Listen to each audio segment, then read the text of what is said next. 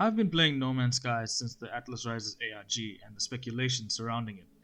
I remember people coming up with the wildest possible features for months and then having to tone it down because we all wanted to avoid a repeat of launch day. Nowadays, Sean Murray just needs to drop a single emoji on Twitter and the community gets around a week or two of speculation content before a potentially game changing update drops. Even with the many updates that have come out, there are many features that people ask for that have never come to the game. So that's why I've made this list of features that I hope will get added someday. This list will also include suggestions made by Reddit user FuelLime on the NMS subreddit. These are not exactly things I fully expect to be added in, but ever since Voyages came out, I guess anything is possible now.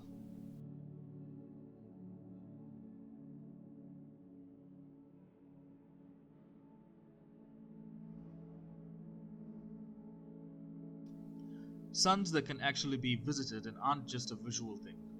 They can be used as hazards if you get too close, but will reward you with rare resources that can only be obtained through a sun's heat. With the freighter refiners, they can passively collect resources from the sun, and your ships can be upgraded to withstand greater stresses from the suns, just like your suit. These can also be extended to black holes, proper ones, where the intense gravity can be used to obtain even rarer materials, and the solar system has a black hole in place of a normal star. We can also have stars that behave differently too, that aren't necessarily black holes. We can have ones that release solar flares in space that impair your ship movement, and other natural phenomena like astrophysical jets. Imagine having an encounter where you need to rescue NPCs or certain animals from a doomed planet due to a supernova or black hole as it looms over the planet or the space station. Maybe the space station ends up somewhere else, and if you go through the black hole, the space station will be destroyed on the other end. Or maybe it isn't. Maybe it survived. Who knows?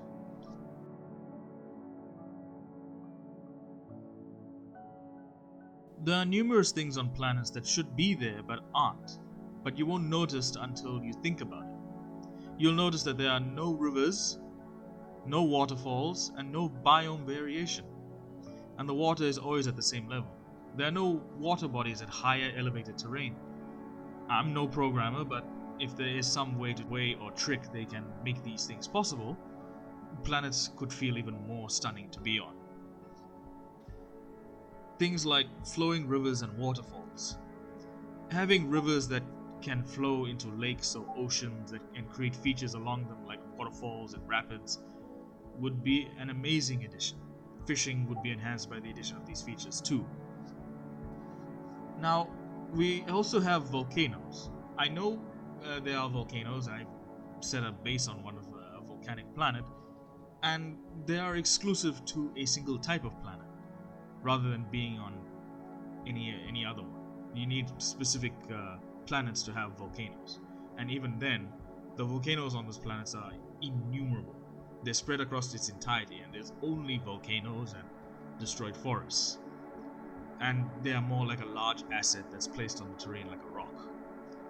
What if we could get them on Lush Worlds too? A region that has been blasted by volcanic fire and has essentially created a unique microbiome. Speaking of biomes, we would like to have multiple biomes on planets. I know for a fact that this is now possible because Hello Games' new announced game, Light No Fire, was advertised to have multiple biomes on a single planet. And they're also adding some features from Light No Fire into No Man's Sky as well. It'll be great if they added multi-biome generation to certain planets. On a side note, I'm genuinely hyped for Light No Fire. Maybe as much or even more so than GTA 6.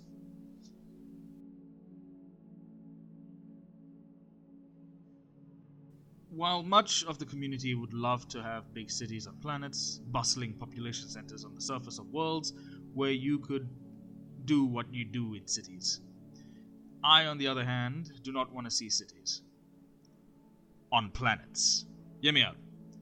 Cities can't exist on planets because sentinels prevent them from being built. If your little frontier settlements are already getting the ire of the machines, A city would constantly be harassed and even bombarded by Sentinel forces, so why build such a big population center anyway? A second reason would be how the races' cultures work.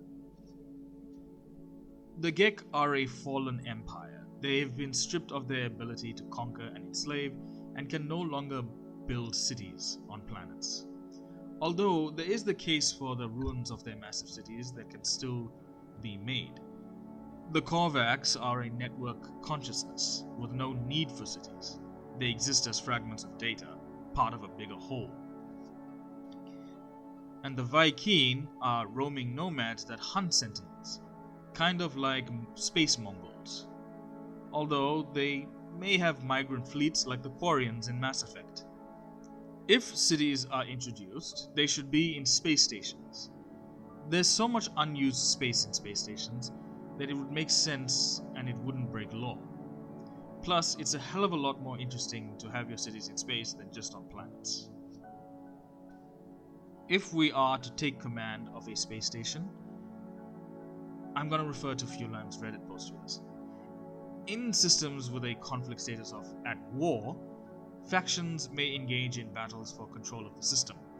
This could be Korvax battling for the control of a Gek system, or pirates battling for control of a Vy'keen system, etc., etc. If the opposing faction wins the battle, the space station is destroyed and reconstructed. For example, Korvax win the battle against the Gek in a Gek system.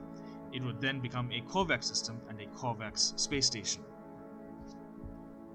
The player would be able to pick a side and participate in these battles, making the difference of the outcome of the battle.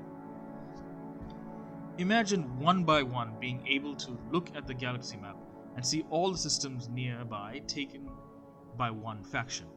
A faction you can then benefit from now that they control the trade routes, the settlements, and the resources in that system. Perhaps guilds could even be created or joined by the players, and these factions could win space stations through this mechanic.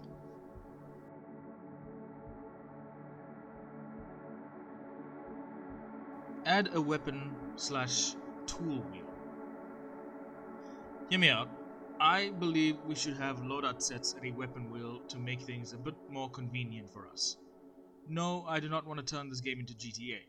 I want smoother, more enjoyable combat, and it may not be what the game is focused on, but it certainly wouldn't be a bad thing to make it easier for players, especially since most of the updates didn't really touch combat anyway.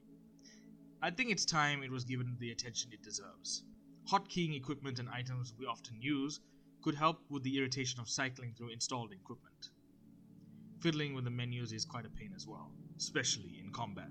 Immersive UI. I'm a big fan of immersive UIs in games, Dead Space being a prime example, as there is in fact no game UI at all. The suit Isaac wears tells you everything you need to know, from his health to his energy to his objectives and inventory, always in the field of vision of the player, along with the weapon ammo. If we could have a similar UI where our vitals are displayed on our backpack in third person and maybe on our arms in first person and minimal on HUD, though I can see issues surfacing with capes.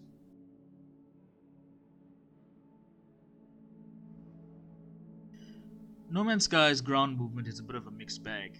On the one hand, it is the freedom of movement with the jetpack that allows maneuvering in any direction without any restriction other than the pack's fuel.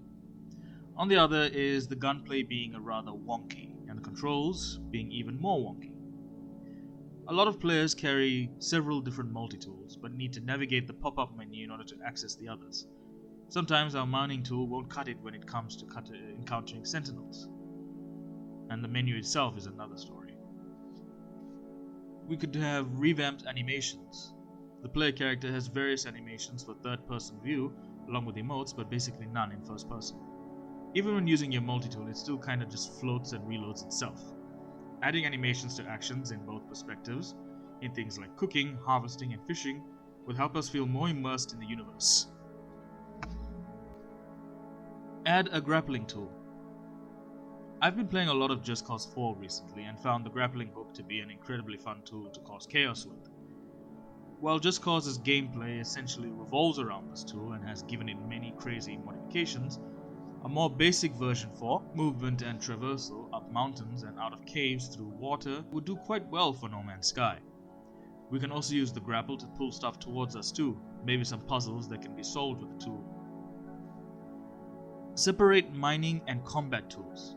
There's not much to explain here, but I'd like to have our mining tools and our combat tools separate rather than installing everything on one tool.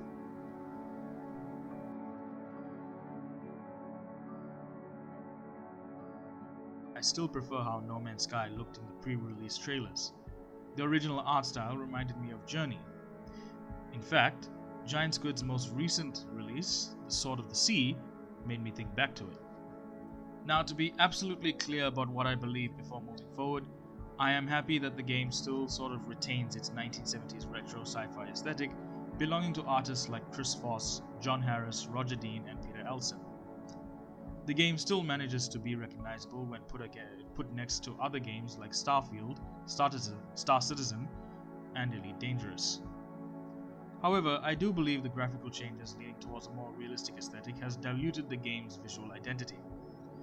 I look at the old trailers and wonder if we could return to that style, because that's what catches my eye more than what the game looks like now.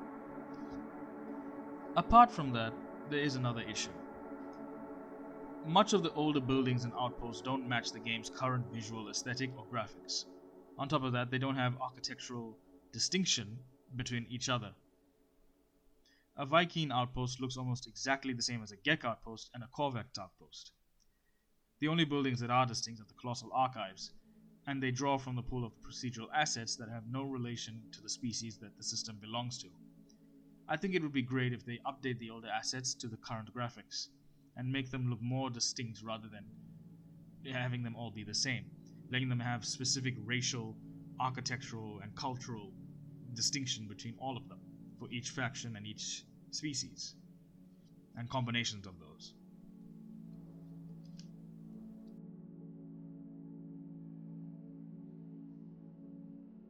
Dedicated corvette and freighter shipyards.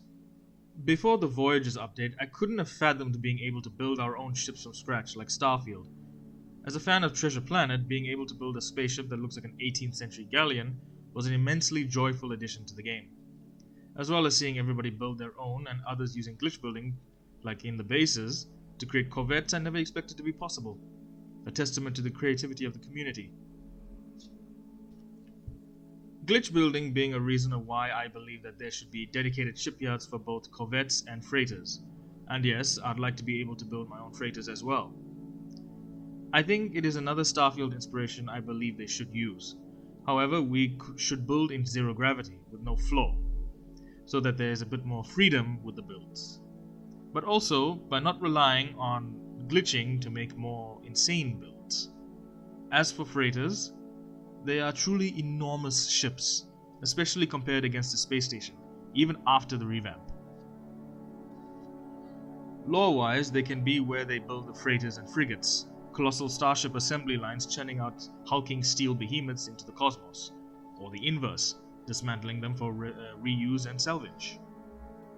We can trade and buy parts for ships at shipyards, either with vendors or other pilots and maybe even other players.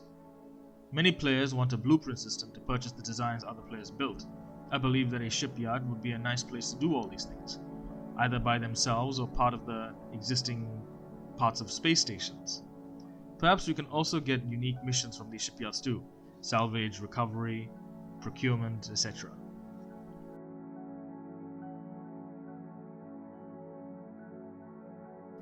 NPCs are rather static in NMS. They often don't leave their designated area and they just wander around and they're just there to talk to. And if you talk to one, you've more than likely talked to the entire population of the planet or space station. Make NPCs more immersive and interactable. Allowing NPCs to wander around planets and space stations, and having them in various situations and incidents that you can help or hinder them with.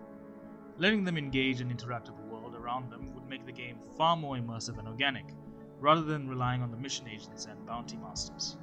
Being able to receive ambient missions from them, more like an RPG. You go to the center of town where the NPCs are interacting with each other and inquire on some details of their conversations. They could mention a freighter disappearing in a region of space and strange phenomenon happening, leading you to investigate it as a mission obtained organically through an ambient conversation. This would also give a bigger reason to collect words for the race languages. Understanding more conditions and goals will lead more rewards because the mission giver sees that you are fluent and understand them quite well.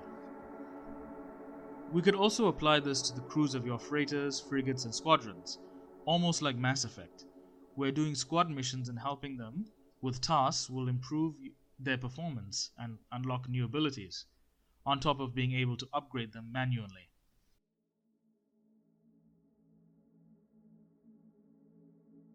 These already have a similar mechanic, the derelict freighters. They can work very similarly to them. There'll be small open areas that can have the same gravity as dead worlds. Being able to land on a large asteroid would help make space exploration deeper. They'll be either occupied by abandoned mining or research stations that hide either resources or tech, usable and saleable. Abandoned mining stations on asteroids can have mining tech for your ships and multi-tool, or even hazard protection depending on the type you need to face on one of them. There was a mission in Call of Duty Infinite Warfare where you were on an asteroid that was rotating so fast that a day and night lasted seconds, and you only had the brief window of night to move, lest you get cooked by the raw power of the sun.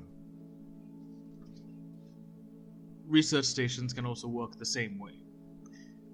However, we could get more combat encounters, pirates and other rogue factions that have taken over asteroids and use them as bases, or even infested asteroids with those monstrosities found in humming eggs, or hive of the sandworm larvae, and brood mothers. Maybe we can even do an Armageddon reenactment where we have to destroy a particularly large asteroid headed for a planet. Let's try a scenario if something like this is ever added into No Man's Sky. You reach a mission agent that tasks you with eliminating a pirate enclave within a massive asteroid. You venture out with your ship to confront them. Reaching the coordinates, you're met with the sight of a large pirate outpost under a force field powered by generators around the asteroid. You are then hailed by the pirate enclave that intimidate and threaten you if you don't turn around. You dismiss the warning and are then confronted by the pirate fighters. You set upon destroying the generators until the shield is down, and you succeed.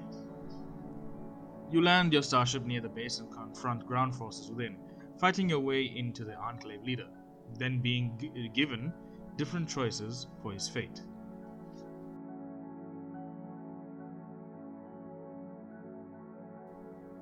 Something I've never really liked about No Man's Sky is the sound design.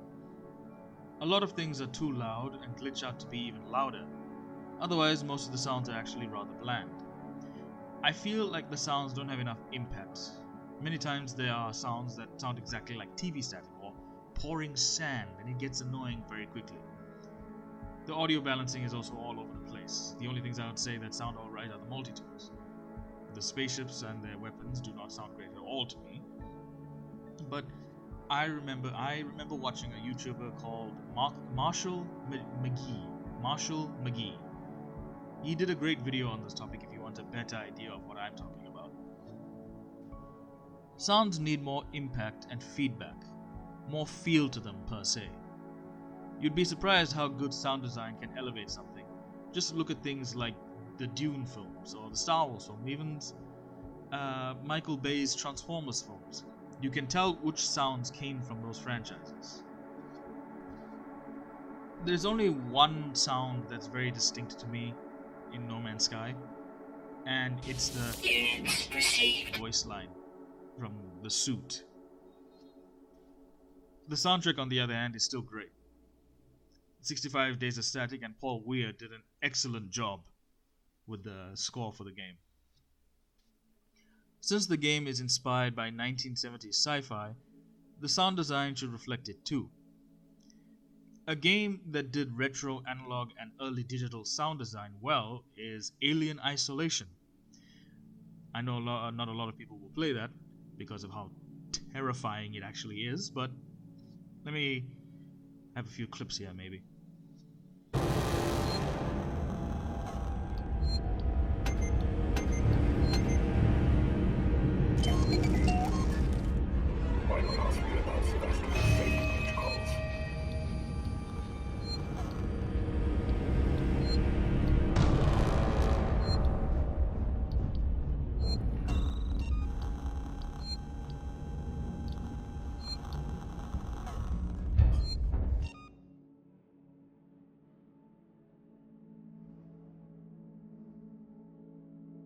Like the ones that already exist in the game, such as the Grave of the Ocean King, those don't need to be changed as much. Maybe just add a little more to them, flavor text, whatnot.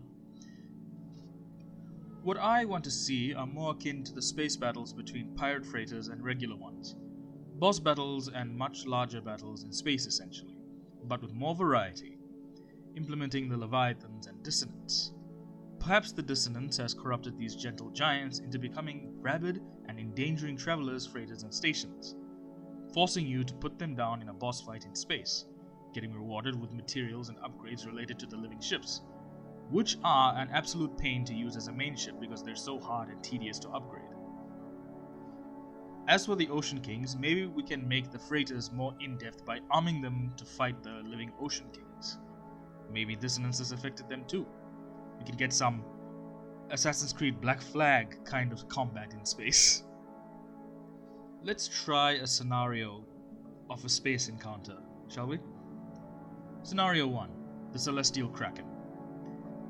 You are hailed by a desperate spacer when traveling between planets. His message cuts off, but not before you hear a guttural roar and metal ripping open. You investigate the region of space the message came from, and find the wreckage of a freighter impossibly twisted and mangled beyond salvage. The gases around your ship don't appear to be from the freighter. This is an organic substance containing traces of dissonance. It's fresh too. The creature is still within range. Your radar picks up a massive signature approaching, a Leviathan tainted by the dissonance of the Void Mother. You prepare for battle. Engaging the rabid Leviathan, you avoid its tendrils, dodge its projectiles, narrowly escape its beams, whittling it down enough. It releases living ships to reinforce itself, but you have the edge. Finally, you strike it down, and it begins disintegrating, leaving purged organs floating in space that can be used to upgrade your own living ships, along with nanites and other organic matter that would fetch a high price. Space battle improvements. Make space battles more hectic, and the aftermath more consequential. If a freighter is destroyed over a planet, after a few minutes or hours, it will fall onto the planet, creating a new crashed freighter spot. The area surrounding the freighter is cratered and littered with wreckage and flames. The freighter itself is smoking out of the many hull breaches, and the engines are flickering on and off.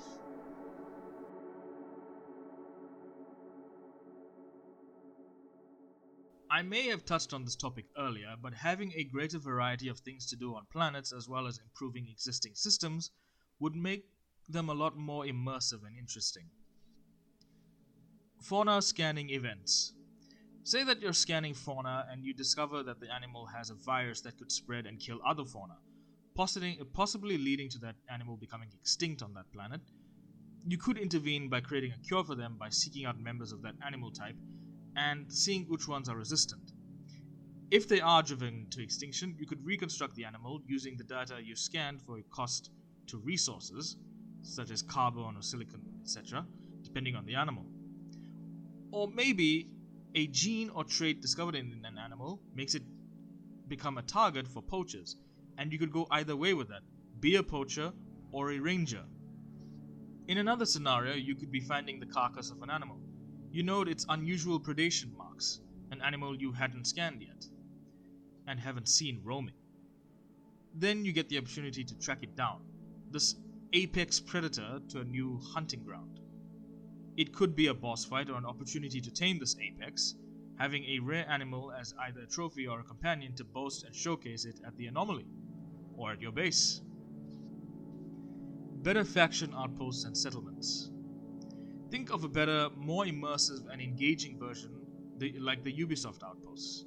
Like the asteroids, we could have faction outposts that we can explore or attack, a lot like the Ubisoft outpost mechanics, with varying functions for the faction that controls it. Speaking to the leader in that outpost can yield missions on that planet, even ones related to the previous bit about fauna. We should have better crash freighters. The crash freighters on planets all have the exact same setup with some aesthetic differences.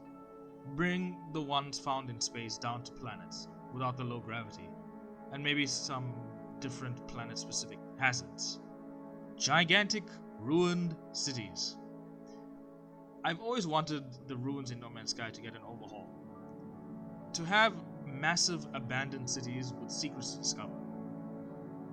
I'm going to mention the game studio Giant Squid again and refer to its many levels of their games. The mod creator Redmus has a mod that kind of did this. As far as I remember, that was way back in 2018, 2016. I'm not sure, but I remember something like that existing.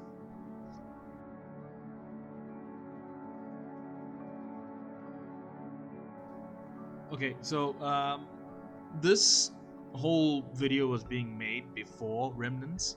I had an entire section that spoke about making exocrafts more useful. So this is going to be the part that I made before Remnants. It's going to sound like I don't know Remnants exists, but I will also add some thoughts on the update and what more can be done, as well as some of the other ideas that I had. So here we go. Most of the exocraft became rather obsolete when Voyagers came out. The only ones that I still use are the Minotaur for combat and the Nautilon for deep sea exploration. The others are just parked off at one of my bases. If there is a way to make them more useful by repurposing them for different functions on planets, excluding the Minotaur, we can also make NPCs use them as well. Death Stranding did an excellent job in making what could have been a tedious grind into a satisfying and enjoyable loop. I've delivered stuff for hundreds of hours in Death Stranding. If No Man's Sky can execute a similar mechanic, we'd have at least something to do on planets. With all the weapons on our exocraft, we could also make them outfitted for combat. Mad Max style. Factions can have ground patrols using the exocrafts that are already available to us, along with convoys traveling the planet, going from outpost to outpost, and you can raid the convoy or help them if they have issues. The Remnants update brought an activity that we can now partake in on planets. We can now be a trucker salvaging scrap of various hazards, but it has come with a few issues. The new physics tend to freak out and cause me to reevaluate my life sometimes. I hope they fix that. Many things also don't render in time, and you won't be able to react, and by then you've already toppled your salvage and watch it all roll down into a very deep cave. We need more options for transporting salvage across multiple kinds of terrain, including water, and getting across dangerous terrain as well, rather than just going around them. I mentioned Death Stranding before. In that game, sometimes going around isn't even an option. You have to build a way across. Allow our terrain manipulator to be installed on exocraft to bypass certain terrain. I'd like the other exocraft to be given roles as well. The Roamer could become a combat vehicle against other combat vehicles, or outfitted as a ranger vehicle for the xenoconservation idea I had before. The Nomad can be refitted to do similar things on water, a true utility hovercraft. The Pilgrim bike is a difficult one though, as it's mostly used for speedy transport. That leaves the Nautilon, deep sea recovery and research on sea creatures and other lost ships could also be a nice thing. Imagine going through a gigantic freighter in a Nautilon. That would be insane. It would be like what's that movie that recently came out with Markiplier? Iron Lung. Planets should also have terrain hazards that we need to counter as well. And I don't mean like the ones that are already there, such as the rocks and the slow rendering objects. I'm talking more about mud. Mud after rain, winds, that sort of thing. Environmental hazards that will hinder your travels. Just not so much that it'll become irritating and discouraging to actually take part in this activity. So there are the things that I would like to see in No Man's Sky at some point. This year is going to be the 10th anniversary of No Man's Sky, so I can almost guarantee that they're going to create something immensely game-changing. And there's going to be a bunch of huge updates following this year, but I'm still waiting to see what they have on Light No Fire. I'm not sure how long No Man's Sky is going to be going for. It's already been 10 years, almost been 10 years at this point. But I would love to see this game go on forever. and they just keep adding new stuff as they keep going, new ideas and new. If I had better knowledge of game development, then maybe I could have articulated my points a bit better. But I would like to know what other ideas you guys could have, and that could be added into No Man's Sky, and what you believe they should change on and what they should improve upon. I'd like to see that in the comments. So with that, I'd like to say goodbye, and we'll see you in the next video. Like and subscribe.